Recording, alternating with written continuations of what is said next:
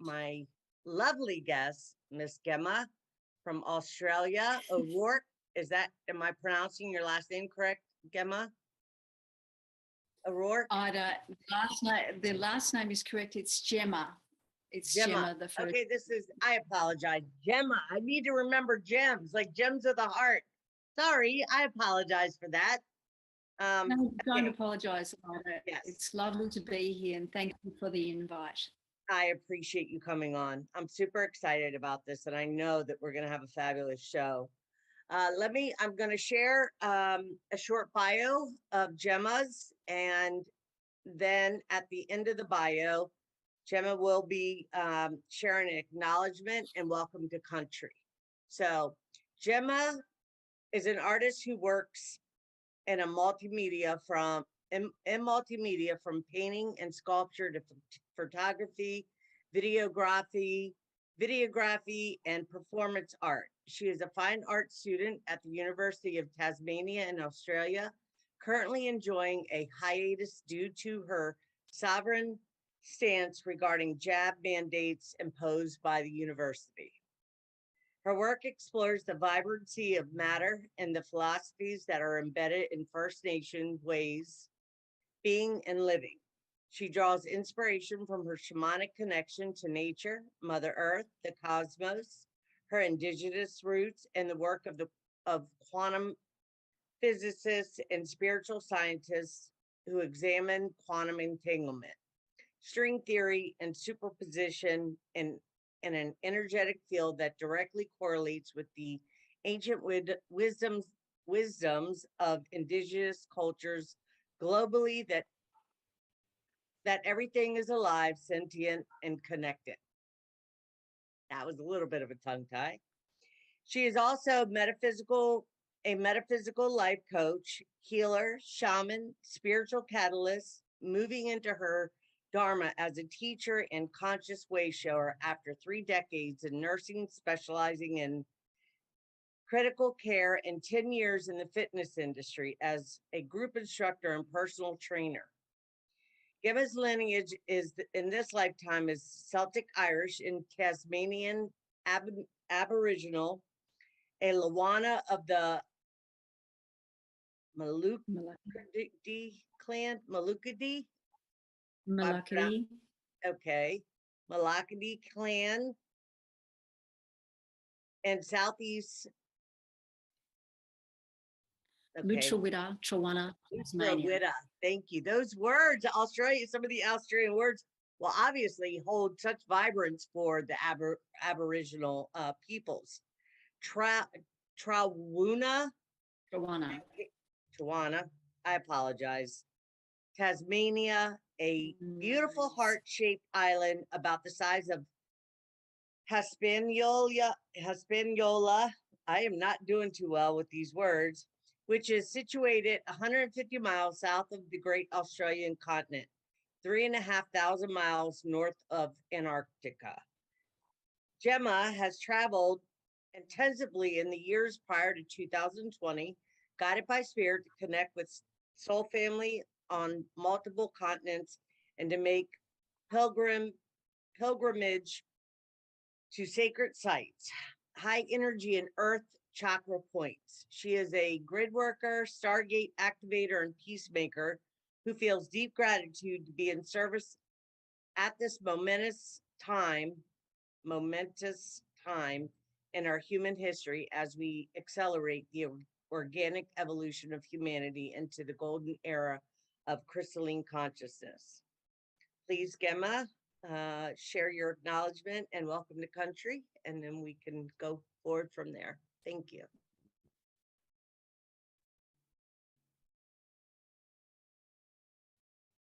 Thank you, Ida. Large bio, but I would love if everyone could just be centered at the moment and feel their heart, because I'm honouring and acknowledging the ancestors, the Aboriginal ancestors of this beautiful land, the oldest living culture on Mother Earth. The Palawa Pakana people of Lutruwita, Trawana, Tasmania. We honour you and respect you and acknowledge you as the wisdom keepers, along with all other First Nations peoples on Mother Earth, Gaia. And we call in and honour the spirit of place, the sacred land upon which I sit now with you, communing with others around Mother Earth, and this greater region of Nipaluna, and particularly the Muanina and Padarama people of this region, southeast Lutruwita, Truana. So we honour and pay our respects and welcome in the spirit of place for this communication and discussion. And we also honour and acknowledge and pay our respects to the elders past, present and emerging. May they be the wisdom keepers of their ancestors and move through the heart always. And so it is. So it is. So it is, so it shall be. Lovely. That was so lovely. Thank you. I'm so excited to hear your stories, for you to elaborate and share more about yourself, and to share with the audience or the listeners now and ones in the future that will be visiting on YouTube. And there are a lot of stuff that I see personally on social media about Australia, and a lot of the challenges that the Australian people and the Aboriginals have gone through over these past few years. And so whatever you feel called to share about, please do. We have plenty of time, and please, Right. Gemma. Yeah. Well, I'd like to start with the heart, because it is the core of all of the information or the activation that will happen as we speak, and the heart is in quantum terms, it works like the DNA particularly within the heart, but throughout the body, acts like an antenna and a quantum receiver, transmitter, stargate. So what I have found in my artwork is, and in my, this is just my way of living now, but that the ancient ways, the First Nations peoples of all of the countries of the world knew this innately, that everything is alive and sentient and connected, and the physicists who are quantum physicists, who are different to the classic physicists, and we're moving into that more understanding of that now, a quantum understanding of how things work. But even beyond that, and you'll see people talking about the ether. So the quantum entanglement that Indigenous people have with their connection to country, their respect for country, their knowing that country is like them and is them, and they are it. So that is why they've had this great harmonious interaction with it over, tens of thousands of years and longer, and why we look to them for wisdom and ways of living and being that are more in tune with that, with the cycles of nature and the seasons and the rhythms, and the Schumann resonance, which if we get into an entrainment in our heart and activate that harmonic mind-heart coherence, then we're able to step out of and transcend the kind of all the distractions and the programs that are running that keep us trapped in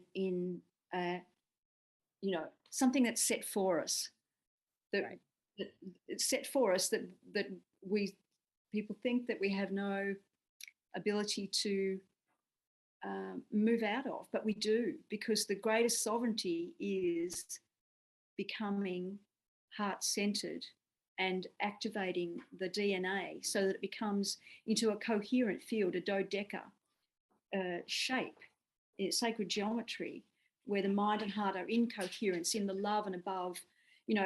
Creating bliss sounds like a bit of a luxury for some.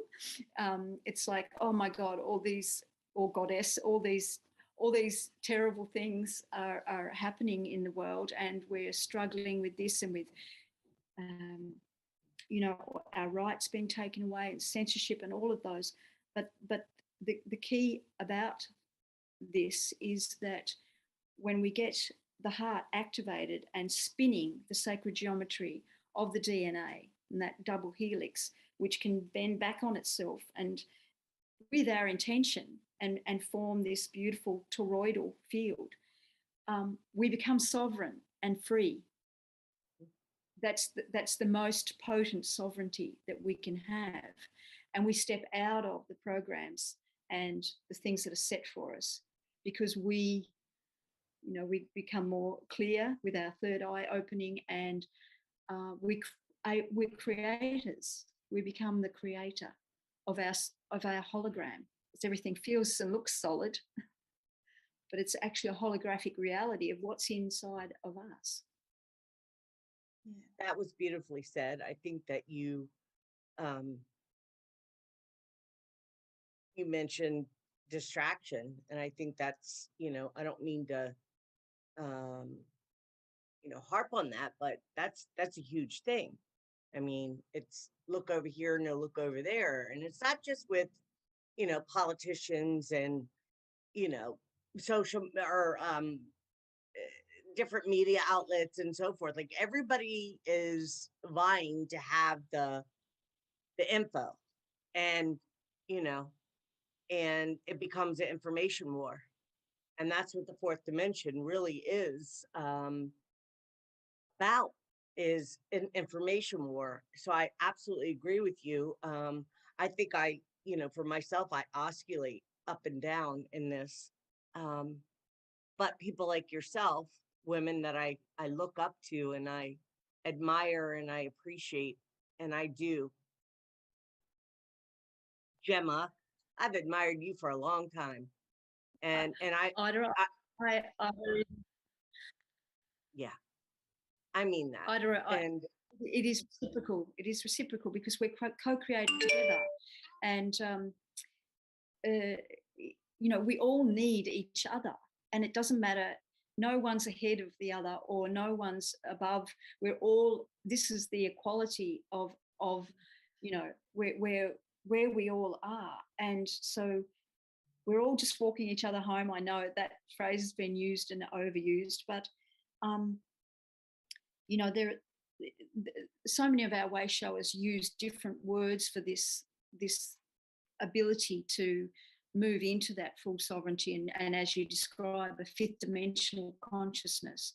And it's not like I don't waver sometimes into that fourth dimensional, looking around for what's the next bit of information, what's the next, but that, taking our focus back into and going into, using the beautiful gift that meditation is, and stillness,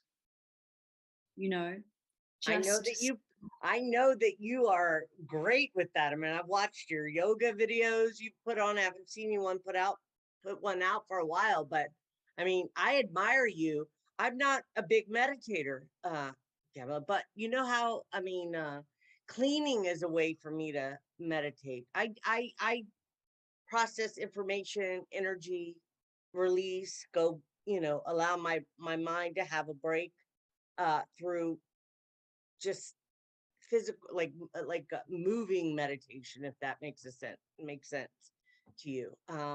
I do have my moments where I go in stillness and just sit still with myself, but I don't do it for long periods of time. There was a time I did. I don't feel I need to do that now. But I've never really practiced it in the way that you have done it, and so many other people that I admire. And I just but so meditation is a wonderful thing. It is a wonderful thing.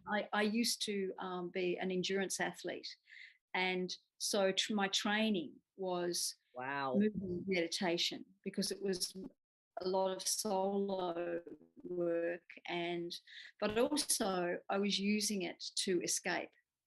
So I was overdoing it, and because it was the only way that I could find peace. That was before I was meditating regularly, consistently. So I agree that moving meditations and dance and yoga and, you know, qigong and every moving, walking, being mindful when we're walking.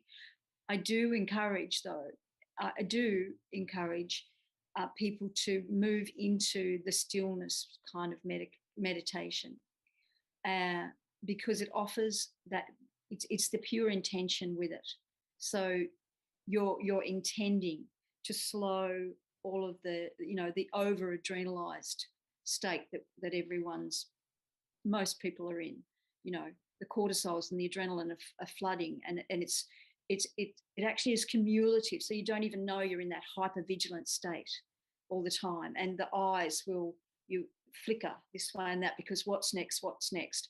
And so yes, moving is great and it's wonderful. Gardening, you know, walking, immersing in bodies of water, because water is a consciousness, just like everything is conscious and sentient.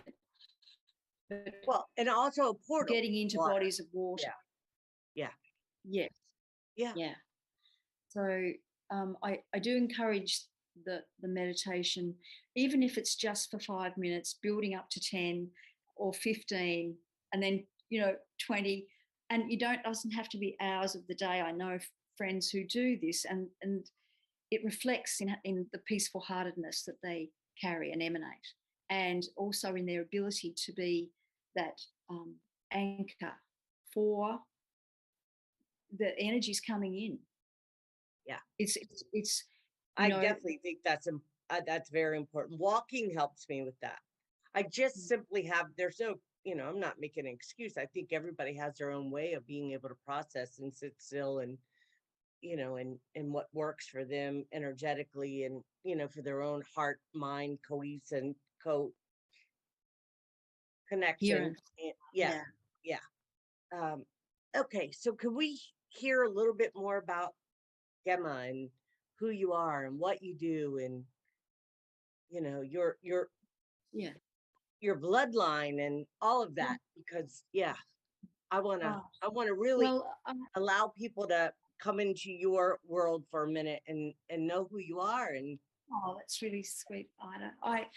I was born in Lutruwita, Tasmania. I use two names of the Palawa people here because there is a language. There's no living person who speaks the language, because this little island south of the mainland of Australia was subject to an intentional attempt at genocide, and so it didn't happen. There are thrivers from it, and so the language and lots of the culture was, you know, unfortunately lost, and no living person speaks the language, except for we do have record of it.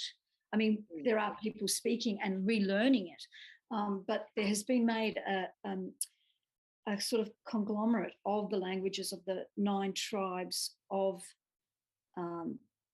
Lutruwita, and it's called Palawakani. But there are other ones and other people of the different regions. And my origin is Malakadi around the Huon River, the Tohoon region.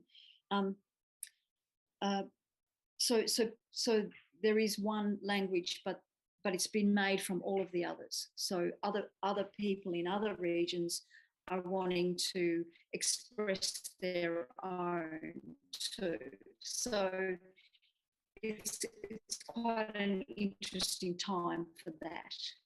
Right. And people, can I ask you a question Aboriginal real people quick? in Australia have been, Gemma, have you always known about your bloodline and your being part of a clan and so forth, or is that no? Okay, I was just curious when you were sharing that. Like, that's So I knew about my Celtic roots because my name is O'Rourke, and it was a strong through the lineage from the convicts who were sent here from Ireland and England. That came through from there, and it was held very, very dearly by my ancestors on my paternal side, and sort of kept going because there were great grandparents and who still had the culture. They were living the Irish culture here in Lutruwita. So that was one thing that I knew. But then as I became a mature adult, and it was actually after my pop died that we found that his lineage, his maternal lineage, was that his grandmother was an Aboriginal woman of that region. And so but the thing was that such persecution, such stigma, such non-acceptance, and trying to assimilate, one of the ways that the culture was tried to be destroyed was assimilation, so that children were taken from their families and placed in orphanages or placed with foster families, Sure. to decimate really the culture and to make everyone white, and so it was hidden by Aboriginal people themselves, by the Palawa here, because it was dangerous to be shown and known for many, many years. And so the increasing sovereignty and claiming of rights and re-emergence and rejuvenation of the culture is not just here in this little island, but across, the greater Aboriginal Australian experience, but still fighting for or intending for and going to realise a treaty, which I don't know if you know that our brothers and sisters across the Tasman Sea in New Zealand, Aotearoa, and you see they have a name for their country that is Maori, Aotearoa, and that's not the case with Australia. I feel it should be, and we do in this state that I live in. Am I going all over the place? No, you're fine. I'm just, my mind's going in many places. I mean, I'm picturing, I have visuals as you're telling the story of what all this may look like. And, it's just unfortunate, but I try to not get emotionally charged by, because just all the stuff that's going on with the, wanting to keep certain information suppressed and people that hold spiritual gifts suppressed and hidden away, and you said, I mean, Australia, some suggest that Australia is the oldest on the planet. And then there's others that say, Turkey and different, whatever. I think we all have our place for sure. And so much genocide, so much domination and control. And I really try not to, I mean, I don't have a problem with you voicing whatever it is that you feel passionate about and is in your heart. But at this point, I've just been doing this for so long in my own, not talking about YouTube, but just trying to make sense of everything that I experienced and my own experiences, and then hearing stories from people like yourself and others where I feel like we're coming out of it, even though it still feels a little energetically heavy. Gemma, I think we're, I think that those that are ready. Absolutely. Yeah. Absolutely. And I don't tell the story with a grief. I tell it because we learn from the past, we learn from history, and we have to know what has occurred with colonisation, not just in Australia, but all around the world with all First Nations peoples. Colonisation has, unfortunately, intentionally tried to take away their sovereignty, tried to decimate their culture, because they are the keepers of the wisdoms and the holders of country, energy. And so this is why the big resurgence. And yes, we are moving out of it. And I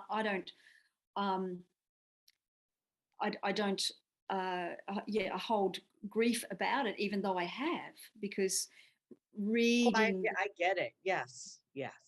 So, but it's a process now of decolonisation around the world, and of indigenising and giving voice and sovereignty and recognizing our beautiful First Nations people everywhere.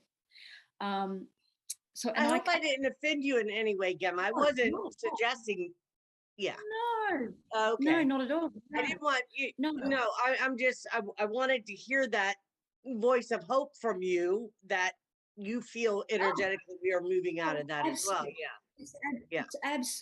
It's absolutely. But I do feel still to tell the story, because people forget it's only a couple of 100 years that this started occurring here on this continent. Only, after tens of thousands, 60,000 years, the Palawa people have been in Tasmania, Lutruwita.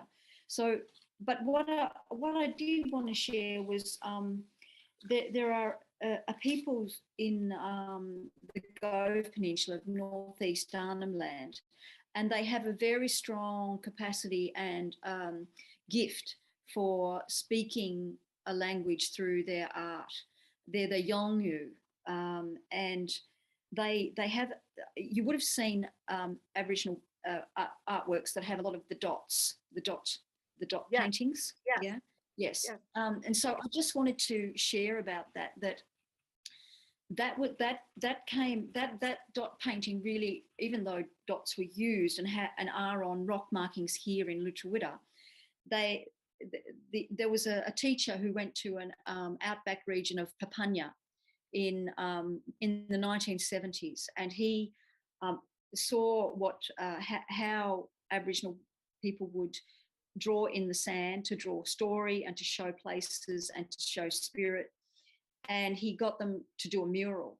And so there was a mural on the school wall, but the elders were unhappy because it showed the secret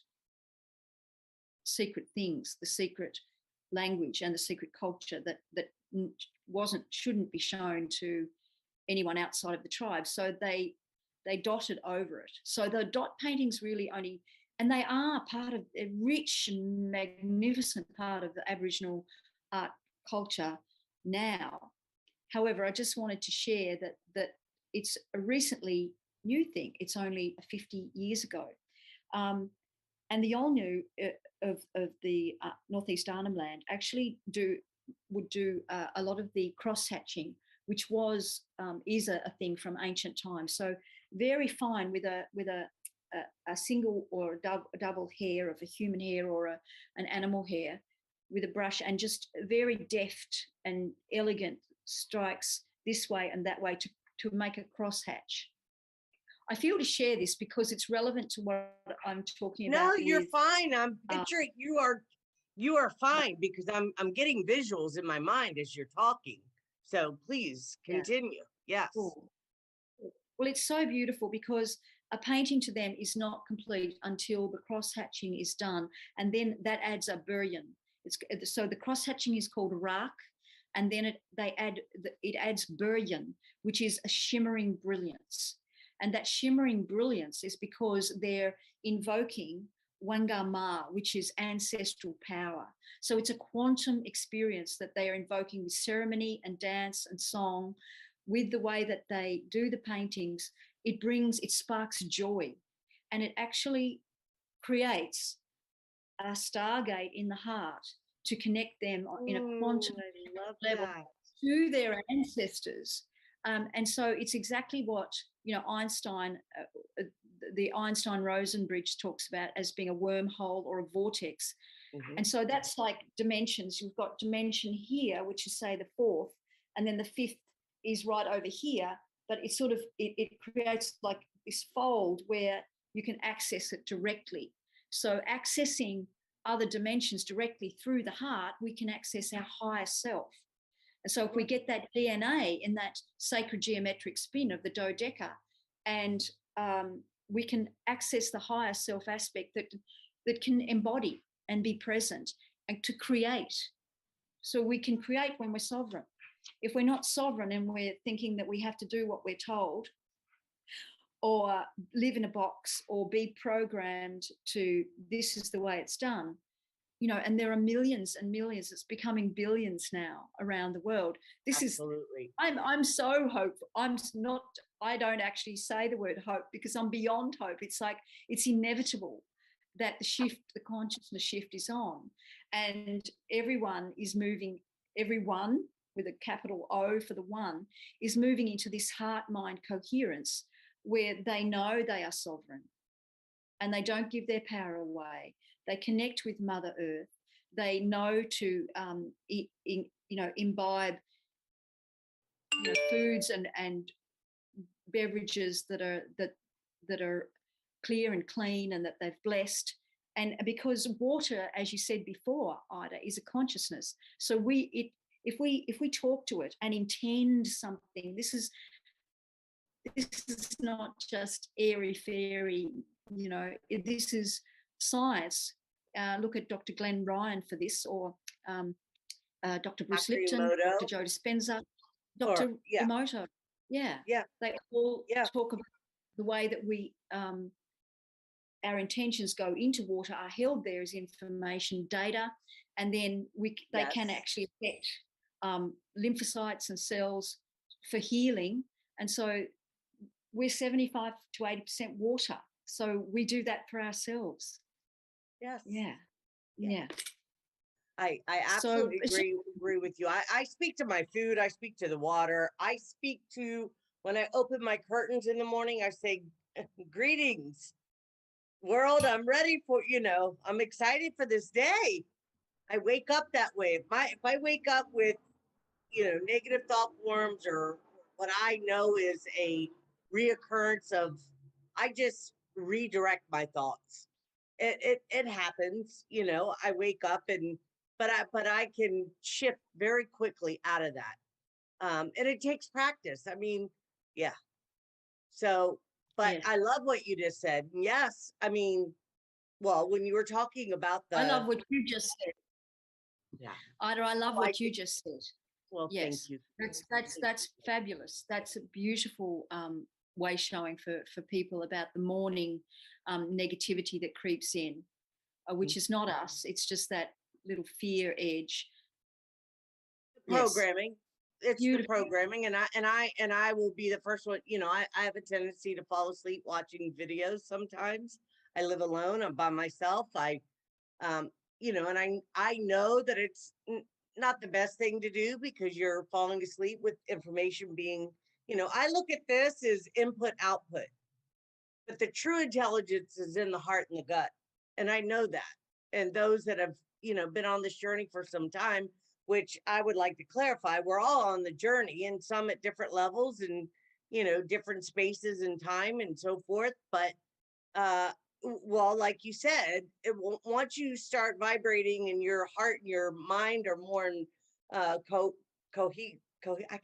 have a tough time with that word.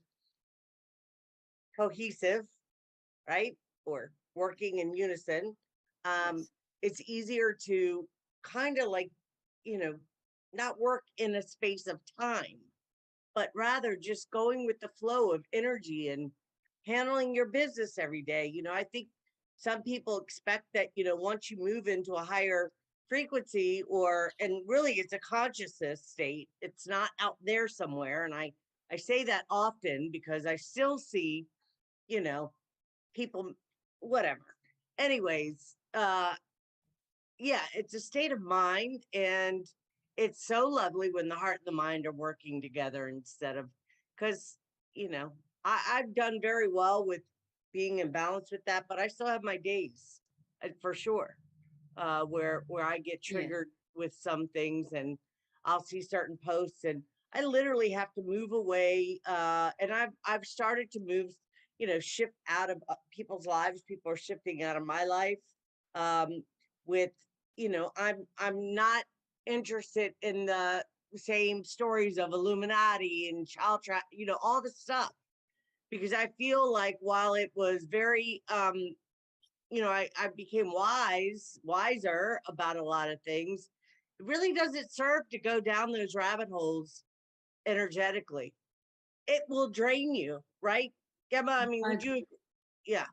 Yes, I agree, Ida. Once you've done your research with due diligence and you've accessed knowledge and information that's of a very good source, and you've had correlation by meeting beautiful consciousness collaborators around, Mother Earth, then there's no need to keep. It's like shadow work. You don't do too much of that. Less than 10% of the work, the spiritual practices, because you don't want to be gouging that wound over and over and miss the bliss. So I do crack on a little bit about bliss because that is amazing. You just said that. Thank you. Please continue. Yeah, because I think I was guilty of that. It sounds. Yeah. Yes. Well, I was back in the day as well, because it's very disturbing when you learn things about the programming and the and I say occult only because that word means hidden. Excuse and me, it's one second. Sorry, Jim. I got to get my. It's fine, Ida. I just feel to talk about that the no time thing that Ida was talking about just then is in Australian anthropology. There was a beautiful man, W.E.H. Standen, and he coined the term every when. And I hope Ida can hear me, but I'll tell her Here you. I again was just plugging in my. not. I always plug in my battery and or my charger, and I didn't. We're fine. That's fine. Thank you for your patience, and everyone else. I appreciate it. Thank you. Okay. I was just mentioning about this this word every when, because you were talking before about no time, and so when you go into a transcendental meditation space, and not everyone has to, and not everyone has to meditate either, but if you're doing just a gentle meditation and a guided one, and you will have thoughts coming through and allow them to sweep out like the ocean tide coming in and out, and just then maybe focus on a mantra or a value like grace or peace or something like that. But in the sort of transcendental meditation that, say, Joe Dispenza teaches, and the Maharishi Institute and all of that, there's this no time, no body, no place, or and it's and that is something that Indigenous people understood as well. Is this, and so this anthropologist Standen called it every when, and I just love that term because it's it incorporates the all, every when, every when, where, how, who, and as Cliff High calls it, the woo. But other cultures have their names for that same thing, and Aboriginal people call it the dreaming. The Hopi Indians, the Wallalata, the Inuit and Metis, all my relations, and the Maori, the Wakapapa. And I love this. It means the same thing in a broad sense of that there is no time, and there's some beautiful authors, writers who happen all to be women actually, and particularly Karen Barad, who talks about time, space, mattering, and it's one word. And I love that because time and space and matter all combined as one, because when we understand that helps us to understand the holographic reality of what we see as solid, which it is. And so don't go running into trees and things, but the reflection, the mirror to us of what we're seeing and experiencing externally really is coming from this, not just the pineal, but the heart, where the heart lies, I shouldn't say lies, how it tells the truth, how it is reflecting to us what we believe and what we are cultivating to hold as dear and true and value. And that will reflect directly in the hologram. It's like, it's like the Matrix series of movies that some people see as a documentary. Yeah, right. Well, yeah.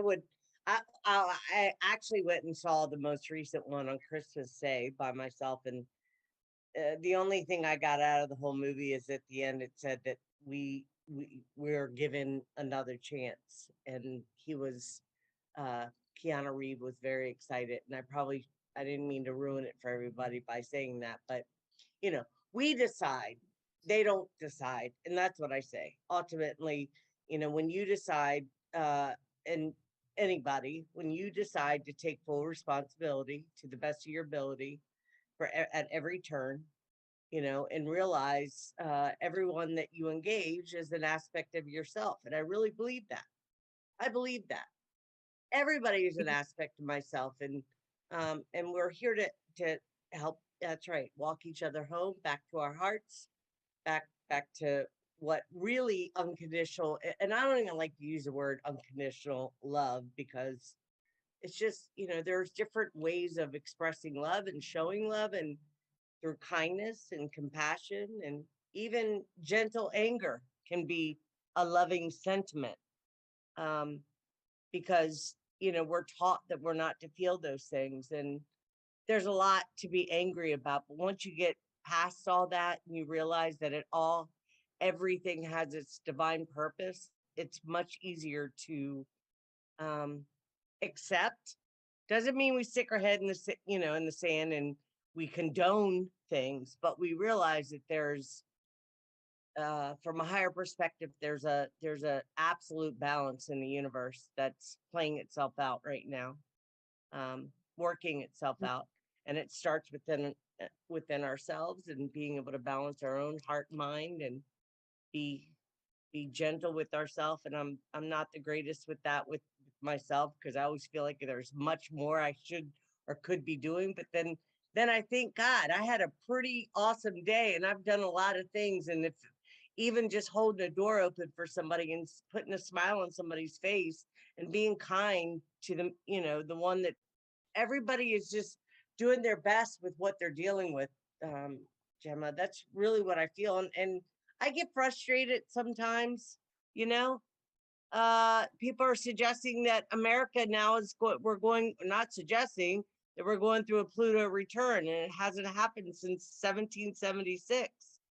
And that's, a huge thing. We've got truckers driving, you know, and standing for their rights with the mandates. And I know I kind of just went in a different, but these are the kinds of things that still get me out of that space of balance and so forth. Because, Yeah, yeah. yeah. Well, coming back to what you said at the very beginning there, in Lakesha Lakin, the Mayan saying of "I am another you, you are another me," and Yeah. you said that at the beginning. I see the aspects of myself in everyone. It is so. It is the truth. We are all each other, created from a source, creator, um, God. Some people, goddess. We are all aspects of divine perfection, and we don't have to look perfect to be perfection. We just have to have, you don't have to do anything, as you said, but the intention, holding that intention and moving in the day, recalibrating to the heart whenever we get thrown off with some kind of trigger, like you're saying. And the quicker we can do that, we become able to do that. I have learned, my experience is that I have been able to recalibrate really much more quickly through the practices of stillness and meditation, and being conscious, a conscious consumer of everything. So that includes, as you were saying, Ida, information. Yeah. Once you know, and so moving on into that creator field is really, as you all said as well, the responsibility, the ability to respond to the situation in the most sovereign and spiritually mature way. And You said it. That's my favorite word, or favorite, spiritually mature. But we first have to get emotionally mature in order to be able to really develop that within ourselves. And so many of us are not, and I'll speak for myself. There are things that I know how I handle well, and there are things that I don't. And I'll be the first one to admit it. I don't handle some things well. When I'm faced with them, get emotionally charged, and I get, especially when it comes to children, animals, uh, ones that I feel aren't able to um, stand up for themselves, that they should have it. And there I go with saying they should, the word should, but and I think part of it, I mean, I'm much better than I used to be, Gemma, but I still get a little frustrated when you know, Yes. certain, So yeah, that, yes. And so, you know, that's why I come again to the spiritual practices of barefoot earthing, consciously consuming, meditation and stillness, and decrees and affirmations said out loud, because you will find that you will be less adrenalized when the trigger occurs. And if when the trigger comes and you feel that you're able to step back and be the observer before you react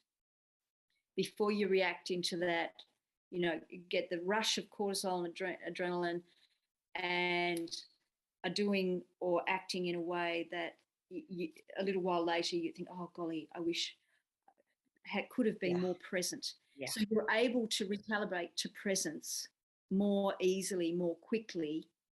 When we decide to really hone in on that stillness, and knowing, and I know that because you've already just said it, that that we are evolving in an organic, evolutionary way rather than the Absolutely. transhumanist. Yes, Yeah. that's right. And the transhumanist agenda is there and it is playing out for some, but not for those of us who remain sovereign and who are directing our intention and our focus on that. Because, talking about quantum physics, the things like quantum entanglement and superposition and string theory, in superposition, everything is already there. Everything is in the ether, there, ready. It just takes our focused intention to draw it into the materium, into Mhm. material reality. So, what are we focusing on?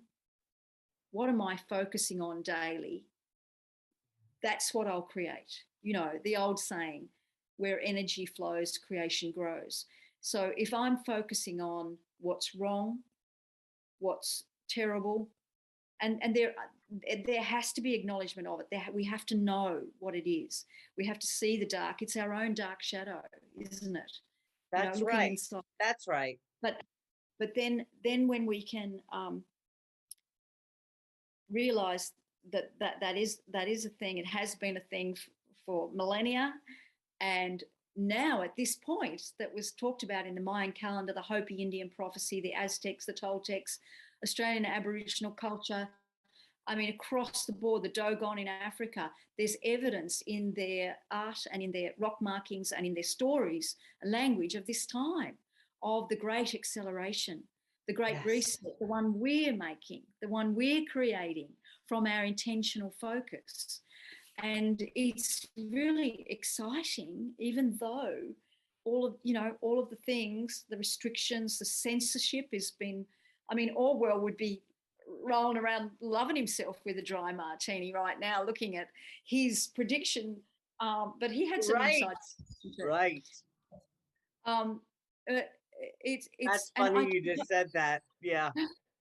I Well, try I to. pictured it as before you could even get the full sentence out. I saw where you were going at, and I seen it. You know, Well, it's funny. that's that telepathy. Yeah. Oh, definitely. Yeah. Yeah. Well, I operate. I mean, I've shared this with you and the girls when we've connected before, the ladies.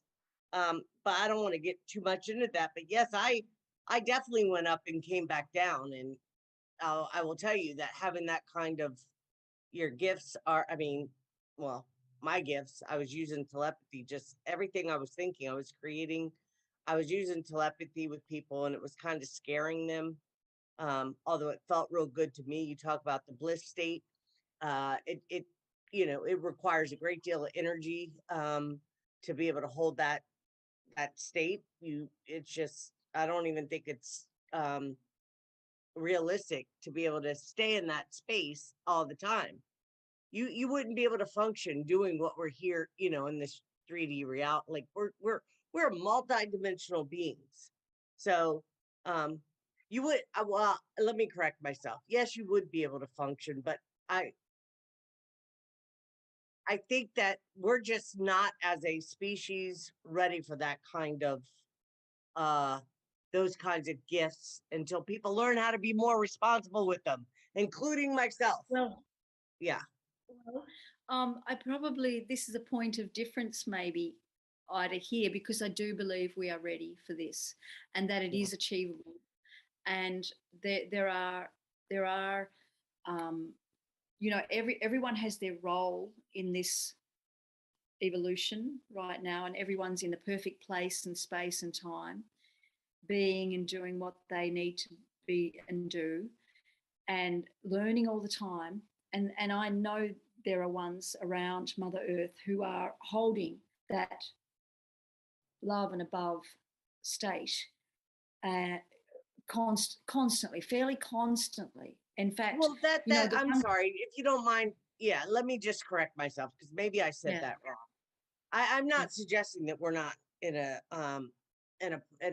we're not spiritually or emotionally mature enough to be able to stay in a space of love and unity and wholeness. I'm talking about the gifts that are spiritual gifts. Like, I mean, I used to step out of my body and walk around the apartment and do things. You could walk through walls, and there's things that I just don't know that I don't know that, I don't think we know enough, or there are some that do for sure, but I don't think that we've um, matured enough to be able to be in that kind of uh, reality yet, until we learn how to be more mindful and respectful of not pushing our will on other people.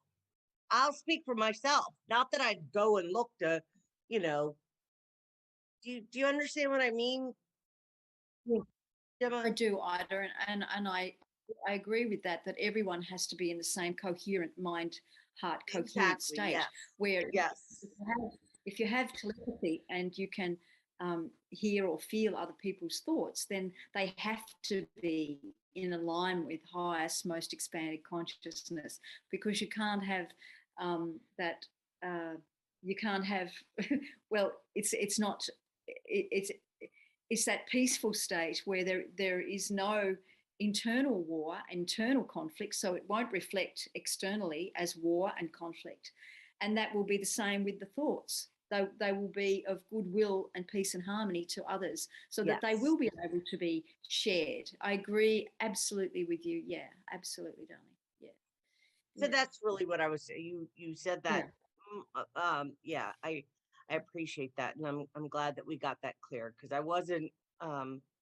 Yeah, Yes, yeah. yeah. It's So what we're moving. It's where we're moving towards. It's what we're creating. Um, and and I think there are people on Mother Earth who are able to be in that state, but I actually don't think that you'll see them on a live chat. well, Oh, I don't know about. I mean, I experienced. I went up and I had all the color, everything. I know that I went up and came back down because I still had work to do, and I wasn't able to keep myself at the in the frequency of the fifth dimension as a consistent. uh I was, it's just like going up the spine, we come back down. You don't stay up there in that. I'm We're in a I'm material world. Yeah. Yes, absolutely. I think you can. I believe, and I feel that we can be in a fifth dimensional consciousness and still interrelate on 3D and 4D. I feel that is experiential for me. I'm more talking about the beautiful ones who are beyond that as well, and who are here on Mother Earth and Yeah. Yeah. holding the grid systems for that. Yeah. And just talking about the the crystalline grid, that we've arced up with all of our beautiful intention and you know, because I've met so many, as you know, some of them, the grid workers, when I moved around doing that and not really understanding what I was doing in the first place, but just being called.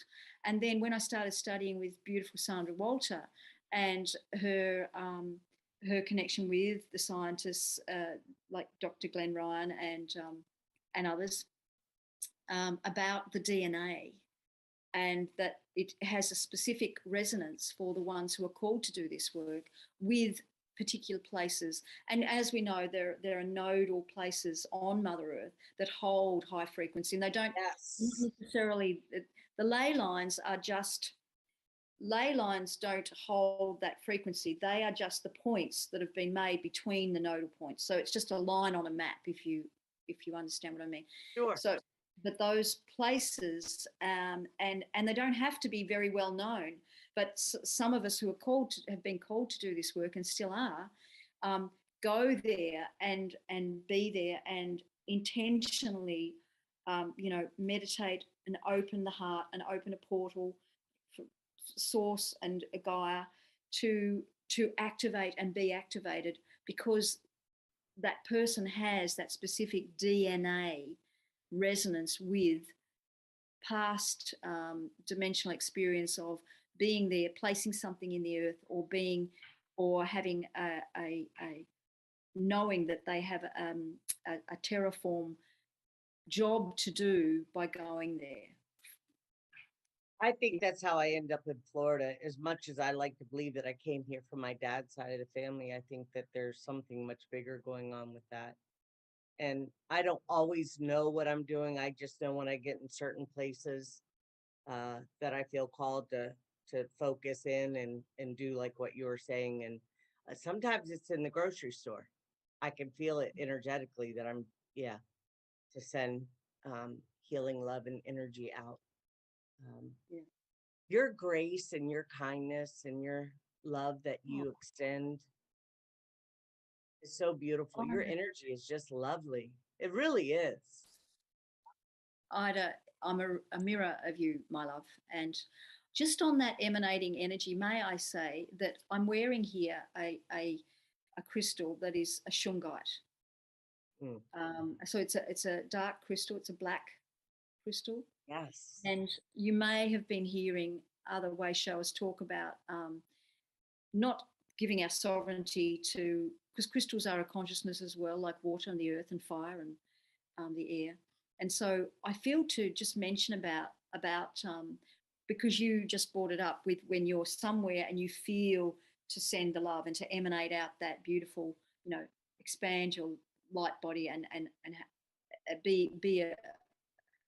be that love energy in that where you are, and just I feel to just talk about the black crystals and the sometimes the need to bring our energy in at times too, because I wasn't.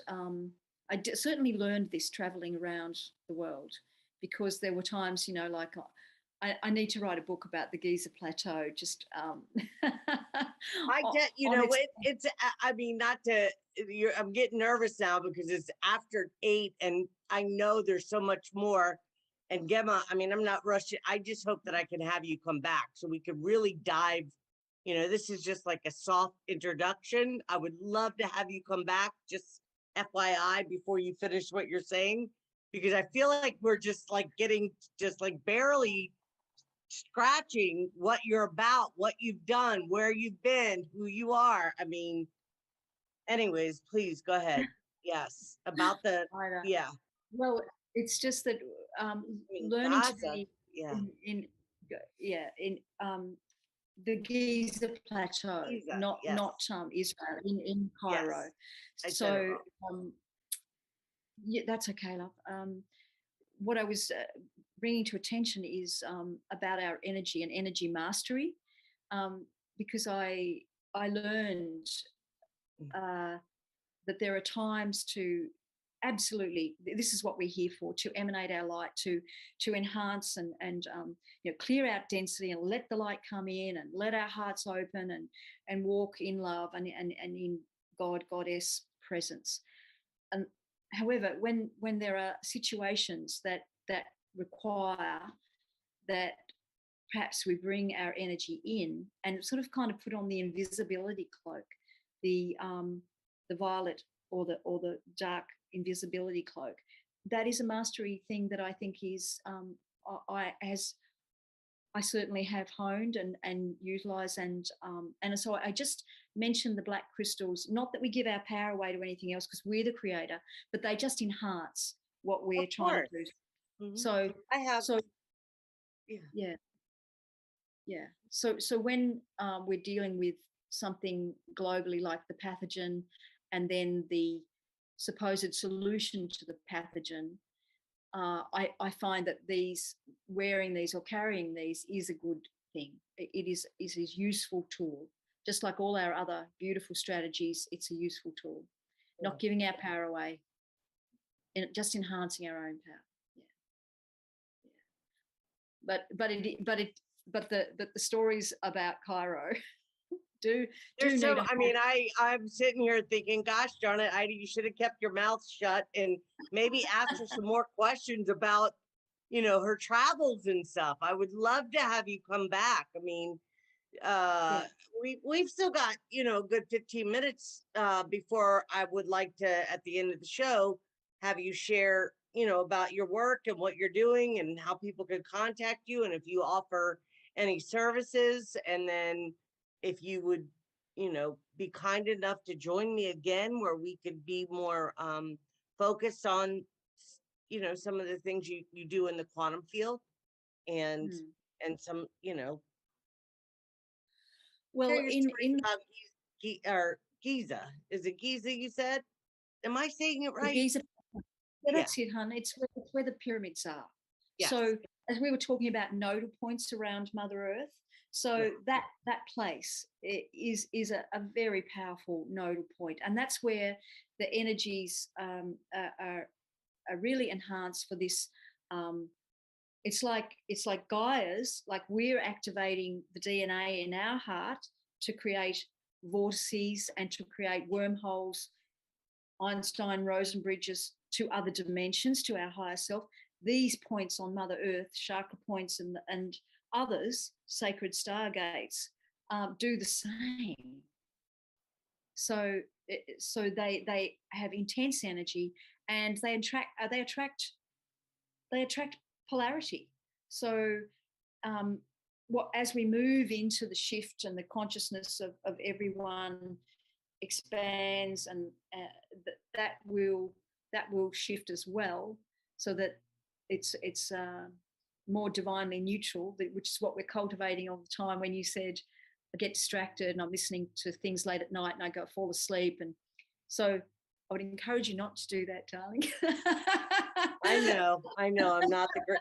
I go in and out with it. Like I'll fall asleep on my couch in my apartment, and I'll go climb in my bed, and it's funny, Gemma, because I made it my business not to put a TV or any electronics around me in my bedroom. I don't even have a clock, nothing. I don't want to wake up to look at a clock. I don't work in there, in the matrix. I operate, my body wakes up when I'm ready, and I'm fortunate that I work for myself, so I'm kind of able to, although I'm getting ready to take on a whole nother endeavor, but, my point is I made it a personal choice decision not to have any of those things around me, but I will fall asleep in my living room surrounded by all of it. And yes, I appreciate that, but yeah, because my mind, sometimes I go in and out of, having, I'm, not that I'm really attached to the story of being a Leo and Aquarius moon and rising, but I can say that. Are you Aries moon and rising? I'm an Aries ascendant, Aquarius moon and Aquarius rising, and I'm a Leo. And I was born on a full moon. The day I was born was a full moon in Aquarius and Leo. I'm August 7th. So while, you know, I have a lot of fire for sure, I definitely am a mental, you know, in the air. You know, I think a lot and I process a lot, and I usually don't open my mouth unless I know what I'm talking about. When it comes to, you know, I don't like to come across as knowing things I don't know. I'll be the first one to say I don't know anything about that. And I noticed since this shift, I don't know about you, have you felt discombobulated or dizzy at all the past, like in the past week? I know many who are getting that sort of vertigo and dizziness, and I haven't had it. Everywhere that myself, yes. Sorry, Gemma. Go ahead. Sorry. No, it's fine, love. I think what you know, I feel what you are describing are um, the symptoms of the energies that are coming in, and our body acclimating to it for sure. And I don't think it's the same for everyone at the same time, even though some people do experience the same thing at different Mhm. times. Because everyone, you know, it's bandwidths of, and so whatever uh, energetic frequency we're running at most of the time is what we're able to pluck out of that etheric field and to assimilate into our own and integrate it.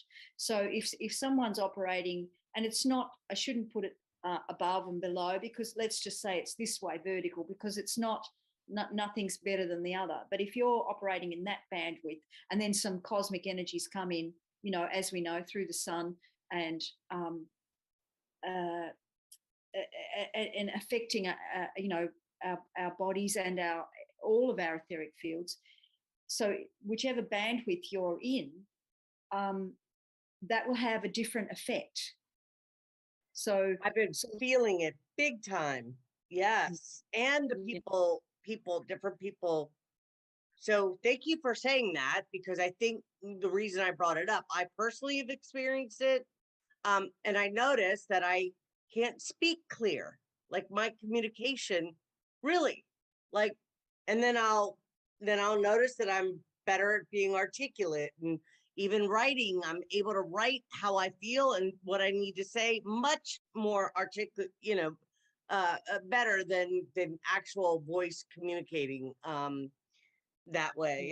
And I don't know, I mean, I think, well, I do feel that you and I've connected with you telepathically a bit, because you would go to say something and then you would say what I was thinking. So um maybe that's what we're moving more into, that space where we're able to use that gift, uh you know, more often.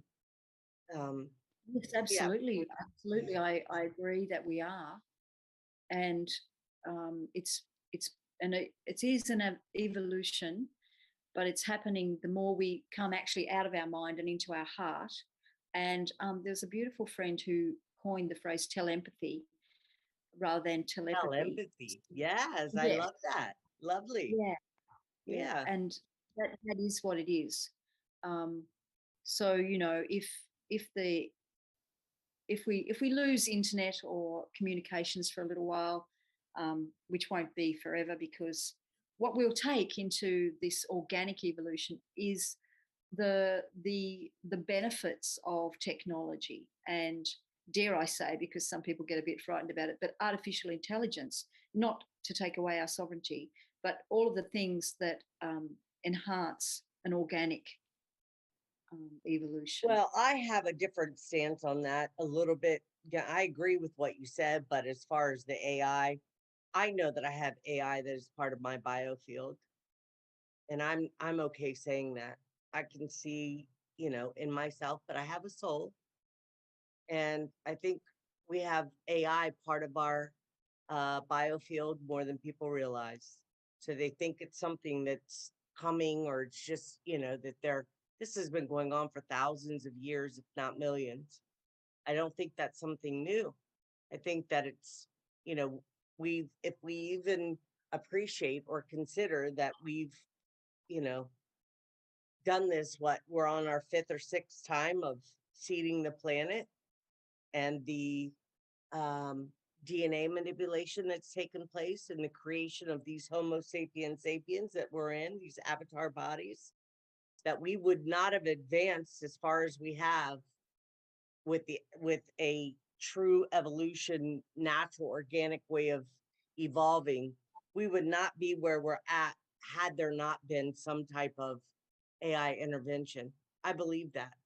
I'm not saying it's good, bad, right, or wrong. I'm just saying I think it's been around a lot longer than we may realize. And some probably do, and some maybe not. I don't consider myself any less of a sentient being because I've been augmented, right? And I'm very open about this. I mean, so you just kind of, I think I've been a little well, I appreciate you Yeah. saying what you just said, Gemma, because I think it's important for people, you know, people like Elon Musk that's doing what I mean, there's just so much we could really keep going into about even that. Yes. Well, what I feel to say there is that when I do healing work, I move people into the theta state. So that's the state before that you might feel like you just described before you fall asleep, and you've got this information coming in. So in theta state, that kind of information is programming. Okay, so when I take people into theta, their own theta state, which is accessing the subconscious and their higher self, the things that are that because I get them to hold an intention of expanded consciousness and heart opening and healing, so that in that theta state they are able to access higher self, their own higher self healing, and it's not a programming of anything. It's all positively polarized information and I holding didn't know space, that you sacred did that space. kind of. I'm sorry. I didn't know that you did that kind of. I mean, until you sent me your bio, I didn't know the depths of your work, Gemma. Well, I And haven't. Yes, I have been doing that work in quantum healing hypnotherapy technique. I work with crystals and shamanic practice with drumming and toning and uh, getting people to connect with Mother Earth and feeling their own innate, beautiful, true nature. yeah, Um, and so I've also been doing my artwork. So I haven't, to be honest, in the last since 2012, when I had a big shake up, as many people did around the world, mhm. I have been doing different things at different stages to just because obviously my soul needed to have all these different experiences, including the grid work travel and um, the artwork and the healing modality training and my own personal passages, including dark night passages, to come through with the elixir, the gift for the world. Uh, you know, um, I I find I flow with doing one thing at this time and another thing at that time, and sometimes they all blend now. They all blend. So my art is my spirit, is my life, is my healing, is my joy, is my passion. And So they it's all. so, yes, your art is just amazing. And I think that you extend, well, I wrote that when I went to do the promotion for our show tonight. I feel the grace of your, gets me a little choked up. Oh, darling. Yeah. Your art is, I can feel it. I feel the love that you convey, the empathy that you have, the grace that you bestow. I thank you, Gemma. I mean that. It really is. It's fascinating. And I haven't seen you put anything, well, I haven't seen you do anything until you that one big uh what was Uh, it? Do you mean the big painting that I did? Sorry, that's really touching and beautiful. Yes, Thank you. it is. And like, I have a tendency to, because I'll start crying. And so I try to kind No, of it's shift okay, love. myself. It's okay because you've sort of touched on the point that I wish to bring to my art. Yes. Because when studying at university, it's been a wonderful experience. I've met beautiful people, and it's been so enhancing, enriching, and expanding. I feel to stay with the truth of who I am, which is to express beauty and grace. And there is nothing wrong with what so-called ugliness or so-called um, things that are distorted or need showing up. And there's lots of artists who are doing that, but that's not my expression, and it's not what I'm guided to do. So it's kind of a little bit less angst ridden or a little bit less edgy than, although some people say not, with my sovereign flag work that I'd love everyone to see. It's a video of slideshow and I have shared some on social media. But thank Well, you so much. if you're willing to come back on and we can do another show, maybe next month sometime, we could do a video slide of your art, let people see it, and that would be lovely. People may want to, may be interested. Do you sell your art, Gemma? I Do you do. sell I it, do. or Yes, okay? I'm Yeah. just doing. I said to you before when we were organising this that I would have my new website up because I've combined art and healing modalities and spiritual life coaching all into the one now. Because as I just said before, I was going to have two, and then I thought, no, that's I'm all the one. It's all the Yeah, yeah, one. yeah. So that's what I do, but it's not just up yet. But I'd love to come back and perhaps I could show the 5 minute slide presentation. I feel that people would love it. It's very uplifting. It's very healing, and it's consciousness expanding, which is. Thank you for saying that you felt the grace in my work, because Absolutely. I I always love do. I mean, I always make comments and let you know I see you. you I feel do. you. I I do. feel you more than anything, but I see you. So when I see your art and I feel into it, it's very it's beautiful. It really Thank, is. thank You're you. welcome. Well, Ida, I see you and honor you, my love, and great work you're doing with this discussions with different ones, and I have been a witness and observed your evolution over time as well.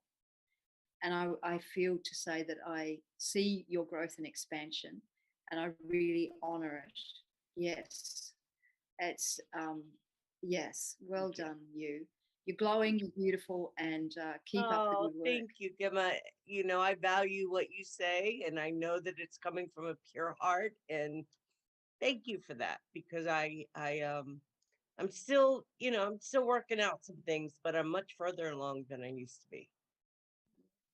That's for sure. Because And I do go up and, that's the I do kind of oscillate. There are days when my day is just full of just so much brilliance and love and joy, and then I have some days that can be, still challenging, a bit challenging. But I appreciate what you said earlier about not getting trapped in the ever ending shadow work, never ending shadow work. Because, well, even my sister said to me one time, she was like, Ida, I mean, did you ever think that you have nothing else to heal? That maybe you're, at this point, not nothing else to heal. Something along those lines, like, give yourself a break. Because I was just so hard on myself and just was not going to let up at any turn. I wanted to get myself correct because I looped so many times. But I feel like I've come out of it, in a big way. And there's still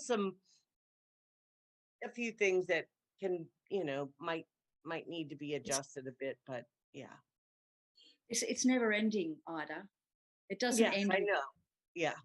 end with death. The transition stepping out of this vehicle into the other. It doesn't end there either. We're on this beautiful spiral back to source. So learning all the time, and layers, absolutely I layers. agree. Yes, I agree. Thank you, Gemma. I appreciate you. Okay, so it's 8:24, at least on there, 8:26. Please share. I've got your all your website information, your contact information. It will be added in the comment section when I upload it to YouTube, and also Soma Fusion. By the way, just so you know, people anywhere that connect anywhere in the world, if they have Wi-Fi and they can connect into the internet, they can watch this show.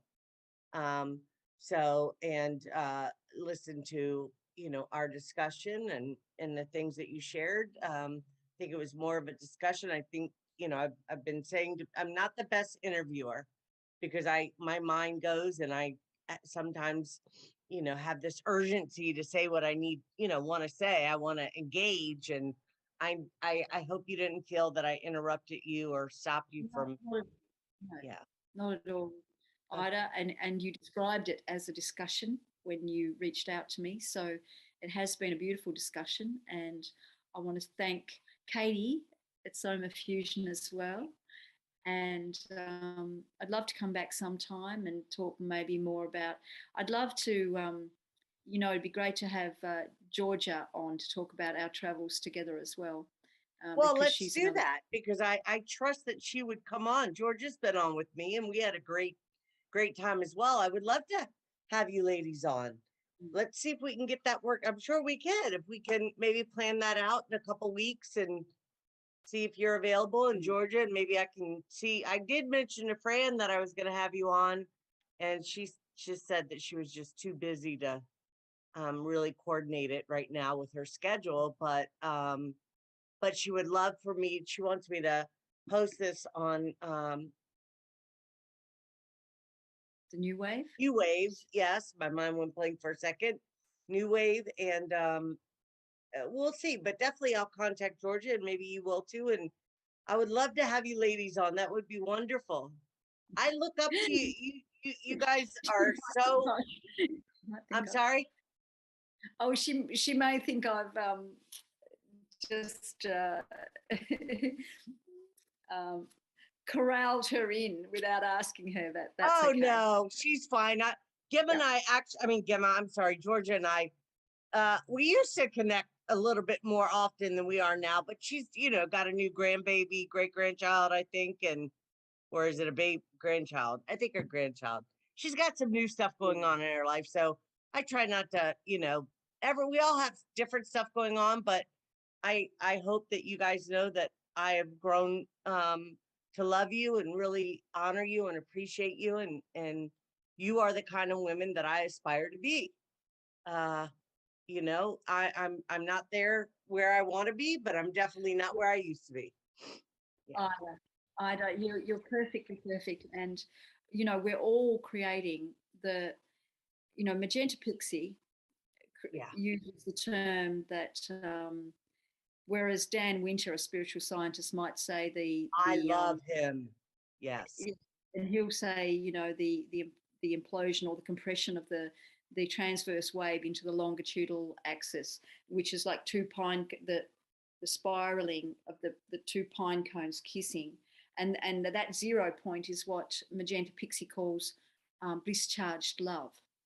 And others have other names for it, like Joe Dispenza with mind heart coherence.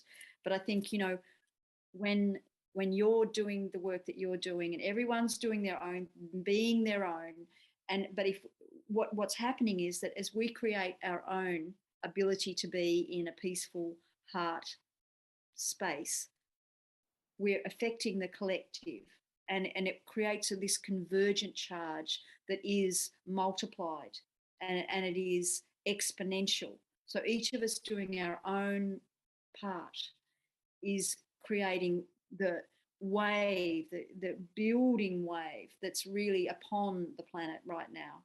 Absolutely, as you said, agree with that. Yeah, it's really exciting. It's really wonderful.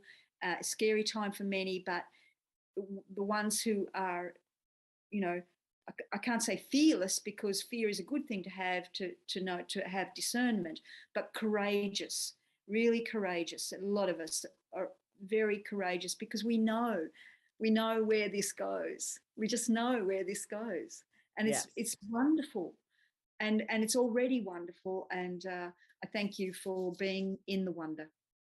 Thanks for having me, Ida. Thank you. Thank you. Blessings and love. Darling. Blessings to you. Have a fabulous day. So much love. You too. Thank you for coming on. We'll make sure everybody gets access to your information, and I'll be in contact about bringing you and Georgia on. Thank you for coming on and having such a heartfelt conversation, a very open, transparent one. I appreciate you. Thank you. Have a blessed day, and I love you. Thank you. Very good. Bye. Bye.